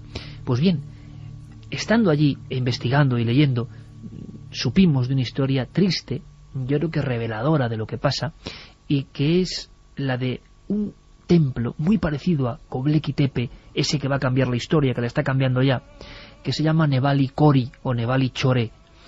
Se sabía en los 60 que algo muy raro se había descubierto, y ese algo muy raro fue pasado por las aguas, y bajo las aguas hoy muchas de estas figuras de diosas y de dioses extrañísimos por lo que se sabe, con presencia de las serpientes. Imaginaos una figura de gran cabeza sin pelo, de espaldas, y que una serpiente sube por la espalda hasta la cabeza. La omnipresencia de las serpientes. Muchos pensaban en la historia de Adán y Eva, siglos y siglos después, por la presencia precisamente de los ofidios entrando y saliendo de la tierra. Pero eso son suposiciones. Lo que sabemos es que en unas obras, cuando se estaba especulando incluso con la creación de una gran presa en el río Éufrates, estamos en la franja del creciente fértil, donde nace evidentemente la humanidad, o la humanidad moderna, se encuentra Nebali Kori. Y lo increíble es que hoy Nebali Kori no se puede visitar. Es increíble porque está debajo de las aguas. Ya lo sabían los arqueólogos, sabían que cuando se construyera esa presa, ese yacimiento arqueológico se iba a perder para siempre. Tenían poco tiempo para sacar todo lo posible, llegaron a excavar 5 niveles, que es así como lo llaman los arqueólogos, a las diversas prospecciones que hacen, y encuentran cosas maravillosas, aparte de 29 casas, que estaban además construidas perfectamente, con sus diferentes habitaciones completamente diferenciadas.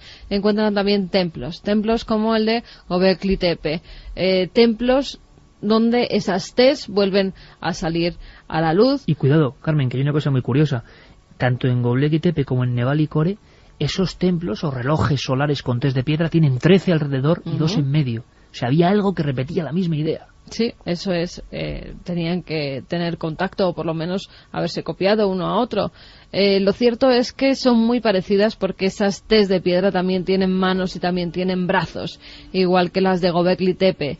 Esas tes, esas taus, como las que tenemos en Menorca, muy parecidas, también tenían agujeritos arriba donde se ponían las velas o donde podían iluminar de alguna forma o dejar el cuerpo sacrificado encima. No se sabe muy bien qué se hacía encima de ellas, pero para algo tenían que servir.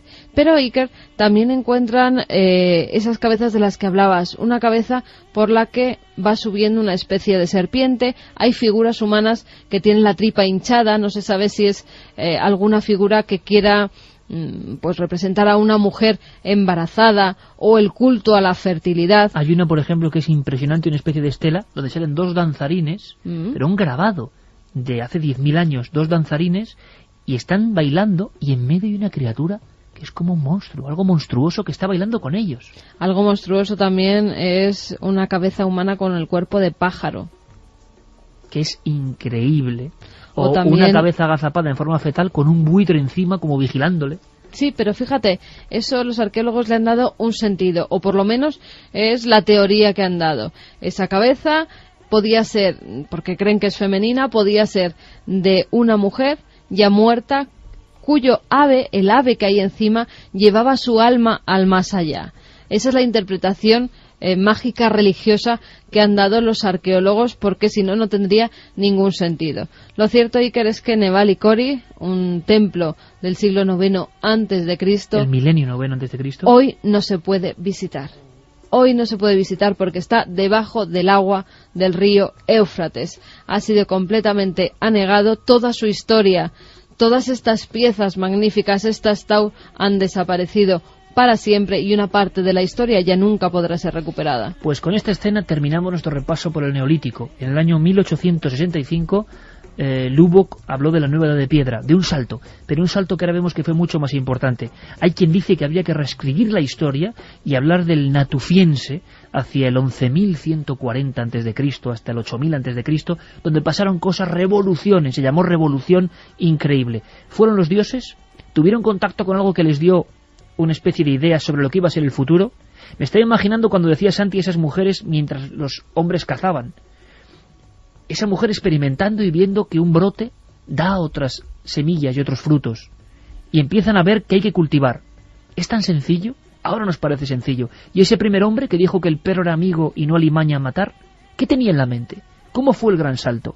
¿Y esa gente que dedicó su vida a guardar los rebaños y no a devorarlos como el instinto obligaba? ¿Qué clase de organización social y religiosa empezó ahí? Hay quien piensa, y yo creo que hay margen para hacerlo, que algo extraordinario, como en otras partes de la historia y el mundo, debió pasar.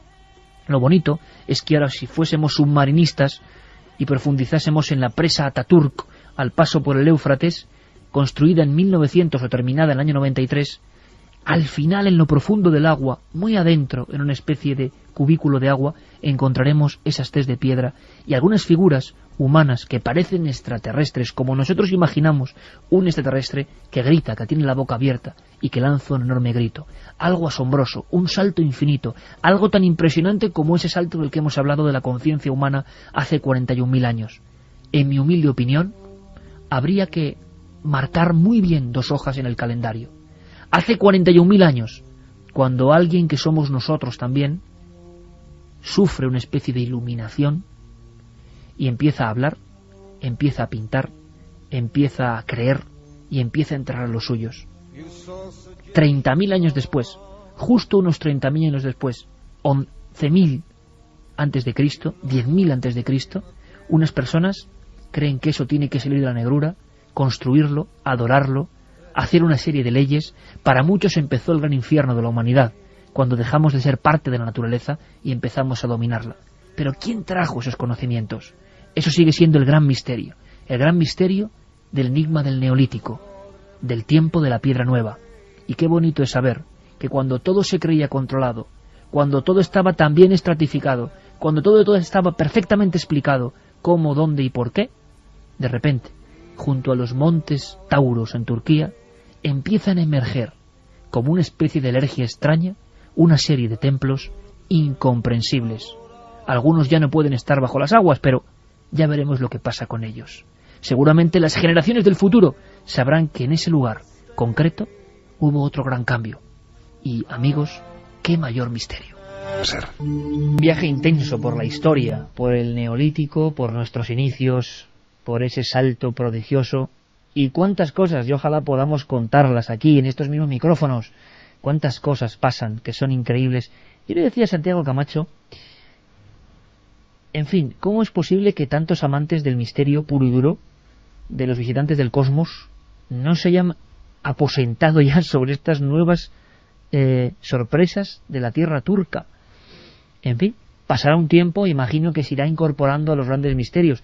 Da la sensación de que muchos siempre hablan de los mismos misterios y hay otros muy superiores. Hombre, bueno, solo hay que verlo cuando estás allí, que no hay ni un extranjero.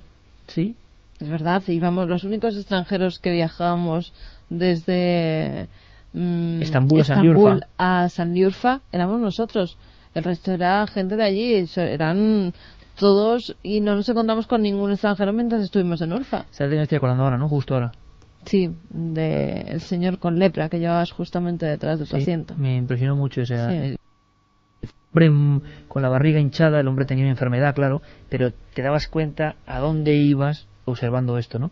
Y lo vimos en la cola, que era toda gente evidentemente musulmana. El viaje a Sanliurfa ya es a lo que ellos consideran a la zona sur de Sanliurfa, Kurdistán, con muchos problemas, un área que ha sido muy polémica y considerada peligrosa. Y aunque ahora no, estaba perfectamente fenomenal. Y este hombre muy huesudo de cara, muy cetrino, y sin embargo con una gran barriga, y luego le faltaban dedos, sí. Y se puso justo detrás de mi asiento, y yo, no sé, tenía una sensación muy muy curiosa, ¿no? De viajar directamente a otro mundo donde nacieron muchas cosas. Apuntad los nombres, amigos, merece la pena de investigación. Nosotros hacemos cosas para que vosotros continuéis investigando. Göbekli Tepe, Çatalhöyük, Nevali Shore, y tantos otros, Jericó, evidentemente. Pero nuestra obligación es seguir ahondando en misterios, que estos también son inmortales, ¿eh? Las apariciones insólitas, y más en carretera, pues yo creo que son un auténtico clásico que por fortuna nunca muere.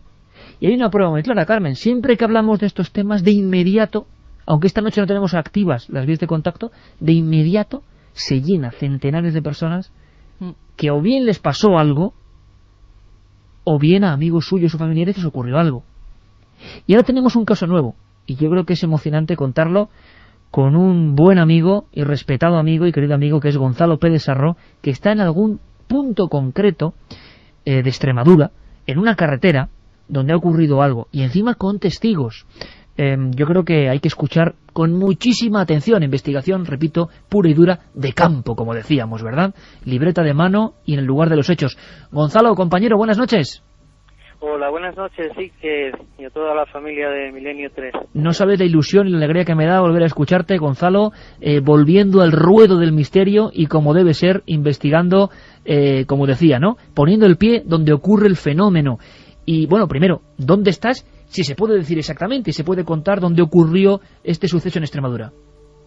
Bueno, pues no es concretamente una carretera, está al lado del 174 de la carretera de Extremadura, de la Nacional Quinta, y estamos en una intersección, en un cruce de caminos donde se ha aparecido, como tú bien dices, esa figura blanca, pero en este caso podríamos decir que una pequeña dama blanca, porque se trata de una niña. De una niña. ¿Estamos en la zona del Campo Arañuelo, en las proximidades de Navalmoral? Sí. Estamos cerca de Peraleda de la Mata, concretamente donde estamos pertenece a ese término municipal, junto a las ruinas de un pueblo que se llamó Valparaíso, Valle del Paraíso. Es un lugar idílico, ahora a estas horas no lo es tanto, más bien cambia el aspecto y se torna un poco tenebroso, pero estamos junto a unas ruinas, como digo, de Valparaíso, y en el cruce de esos dos caminos, cercano al kilómetro 174 de la Nacional Quinta, cerca de Navalmoral, entre Navalmoral y Peraleda. Y además, Gonzalo, que sabemos, y tú lo sabes mejor que nadie, que es una zona peinada constantemente por los fenómenos, vamos a llamar, anómalos, ¿no? E incluso creo haber pasado por allí varias veces contigo, siguiendo casos con nombres y apellidos concretos. Pero ¿qué ha ocurrido en esta ocasión? Creo que tienes, además, testigos de excepción de algunos hechos que sobrepasan todo lo imaginable, ¿no? Exactamente. Bueno, hemos intentado tener a más testigos, que sabemos que existen, cazadores, gente de Peraleda de la Mata, gente de Navalmoral que tiene sus fincas por aquí, pero el testigo de excepción, porque además tuvo la experiencia en 3 ocasiones, a cual más inquietante, y este testigo además dispuesto a dar su nombre y apellidos, porque dice que no sabe por qué hay que ocultar estas cosas, ni por qué él tiene que callarse su experiencia, y así, con esa naturalidad, nos contaba la historia, y espero que os la cuente a vosotros. Es un vecino de Navalmoral de la Mata que tiene, como otros tantos, una parcela aquí cerca a Valparaíso. Buenas noches.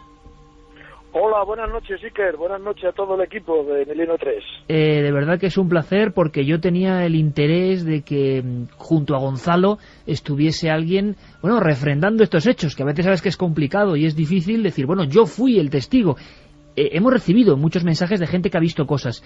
Y yo recordaba, y lo he hablado mucho con Gonzalo, la historia en la provincia de Gerona de la aparición de lo que parecía una niña, o una niña vestida de comunión. Cuéntanos tu caso, cómo ocurrió el primero de estos incidentes, y para que vayamos casi en el coche contigo, ¿no? ¿Cómo ocurrió? ¿Cuándo pasó? ¿Qué te ocurrió? Bueno, pues mira, ahora mismo estamos aquí, es de noche, como te puedes imaginar. Estamos aquí justo en el camino donde han acaecido los hechos.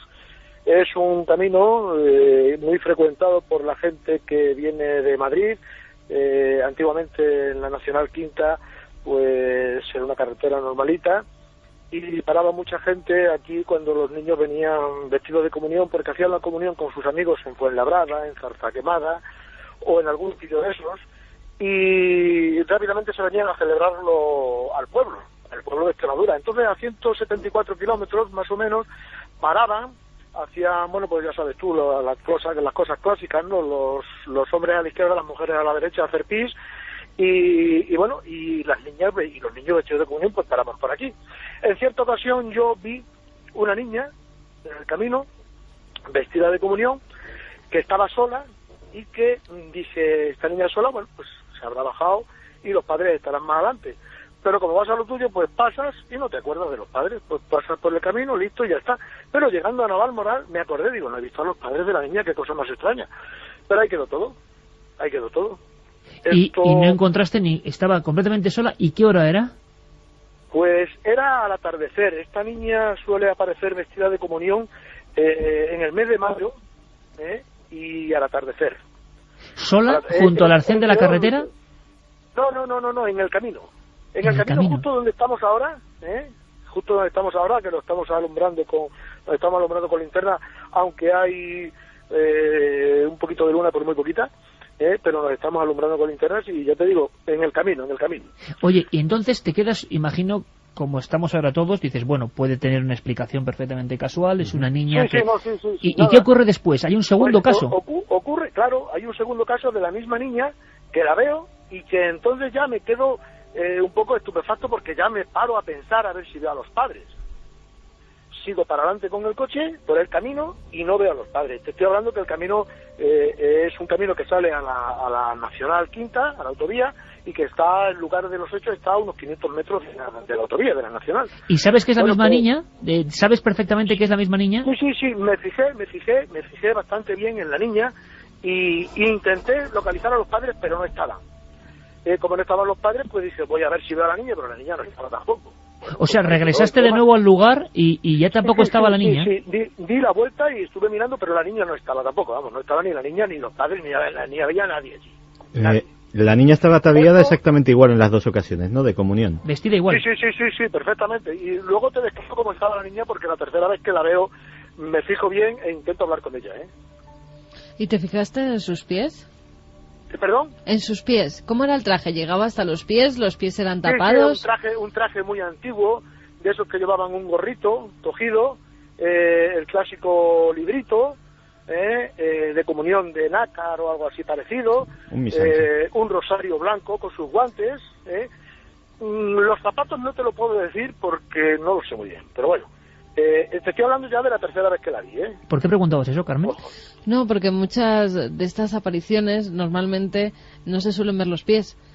Lleven traje largo, lleven traje corto, nunca se suelen ver los pies. Es una cosa en la que los testigos no identifican nunca un calzado, ni... Es más, no saben muy bien incluso cómo se desplazan, porque parece que caminan o a veces parece que se van deslizando a lo largo del camino. Estamos hablando con Gonzalo Pérez Sarro y con Gorgonio Fernández, que es el testigo de esta serie de apariciones, que yo me estoy quedando alucinado, porque tú dices que tienes la sangre fría de tener el coche por tercera vez cuando la ves de nuevo. Sí, bueno, verás, esto se lo comunico a un vecino mío de parcela y me dice mi vecino, dice, pues qué cosa más curiosa, ¿no? Digo, bueno, pues entonces empiezo a hacer unas pequeñas indagaciones en lo que es Peraleda de la Mata, y efectivamente me cuentan que aquí hace mucho tiempo, pues hubo un accidente de tráfico donde una niña que venía de un pueblo cercano de Torviscoso a hacer la comunión a Peraleda de la Mata por ese camino, ese es el camino pues resulta de que hubo un accidente y la niña murió. ¿Y qué fecha decías, Bruno? Perdóname. Pues no te lo puedo decir con seguridad, pero la gente del pueblo me han comentado que era pues allá por el año 1915, 1920, de ese orden. O sea, ¿tú llegas a verle la cara? Es decir, estamos imaginándote que vas... perfectamente. Y siempre es la misma hora. ¿El tercer encuentro cómo ocurre? Descríbenoslo un poco el tercer encuentro. El tercer encuentro, vengo con mi coche, una X que tenía por aquello entonces, vengo con mi coche y la veo a la niña.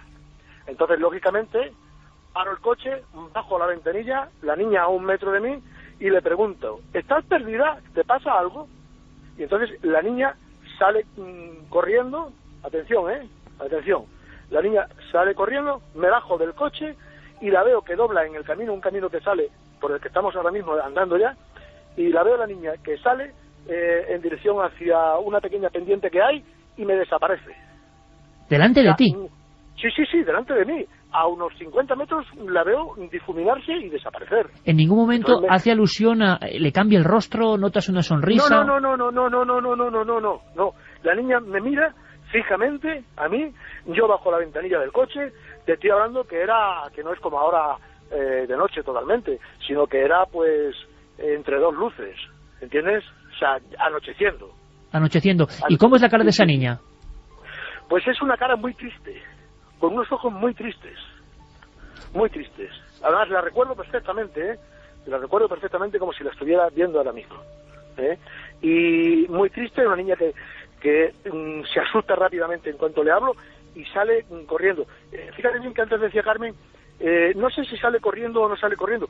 Yo la vi y puedo casi afirmar que corría, no lo sé con seguridad, pero puedo afirmar que corría.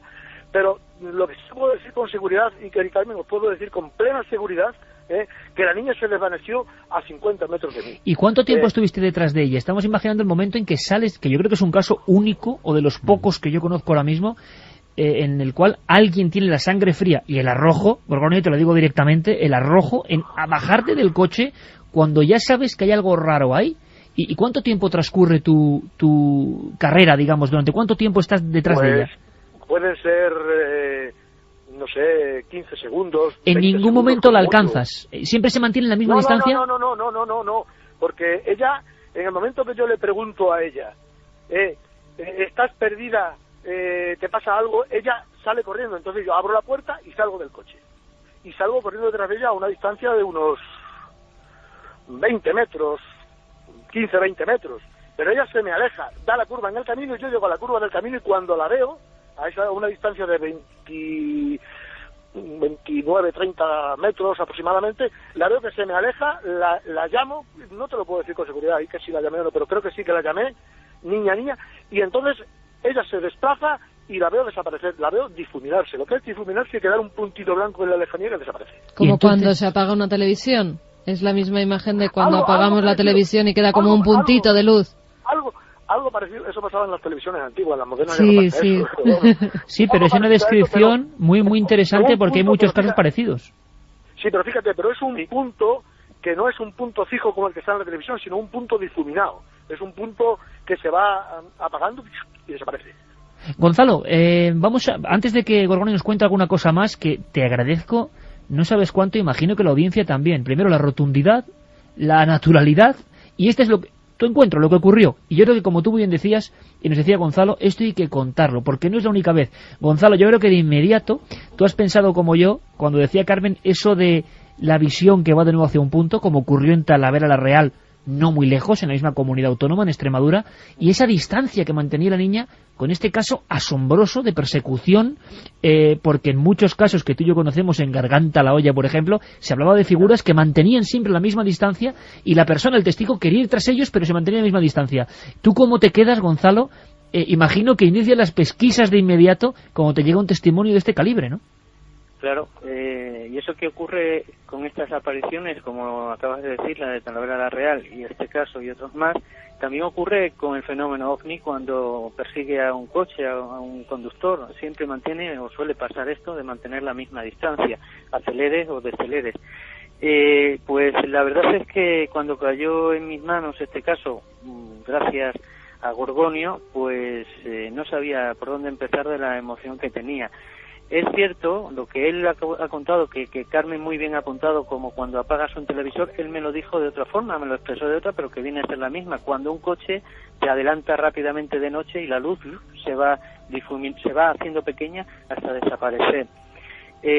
Yo creo que en este caso, además de la importancia de la aparición, es que hay una interacción entre el testigo y la aparición. En otras ocasiones, bueno, pues se ve la aparición, pero es que en una acción casi ajena al testigo, no interfiere en la acción del testigo ni el testigo en la de la aparición. En este caso sí, o sea, la niña le miró, reacciona, ¿verdad?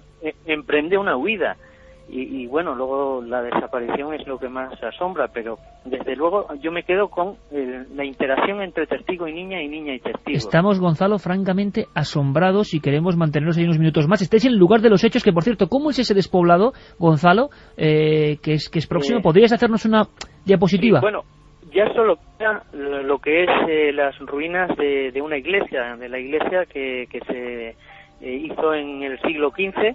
Es un pueblo que además curiosamente ha sido multitud de veces abandonados, desde los primeros pobladores hasta la guerra de sucesión del 1701 al 14, que quedó arrasada, y en 1717 ya no tenía ningún vecino y fue ese el fin del pueblo. Un pueblo que decían era rico y que además tenía